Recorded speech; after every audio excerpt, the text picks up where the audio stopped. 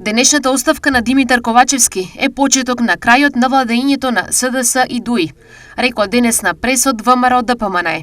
Ова е почеток на крајот на СДС и ДУИ. Ковачевски е премиерот кој донесе само понижувања, криминал и корупција. Ковачевски е премиерот кој најмногу ја оддалечи Македонија од Европската унија. Го забрза иселувањето и ја зголеми сиромаштијата. Заради Ковачевски, Македонија оваа година го доби најнегативниот извештај од Европската комисија. А пораките од европските представници за неподносливата корупција во Македонија не запираат да доаѓаат. Од 2% доверба во судството, до партизирана администрација и тепање на контролори на летање од бандитите на ДУИ.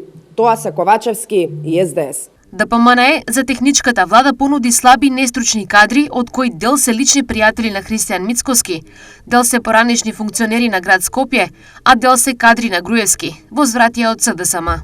Ѓоко Велковски е председател на Општинскиот комитет на ДПМН во Чаир и советник во општината. Стефан Андоновски е исто така советник во Советот на град Скопје. Хаосот што се случува во Скопје најавува што може да се очекува од ваквите кадри на Мицкоски во техничката влада. Елена Петрова е вработена во УЈАП, позната е меѓу колегите по тоа што додека била на раководно место, се вработила во УЈАП и нејзината сестра.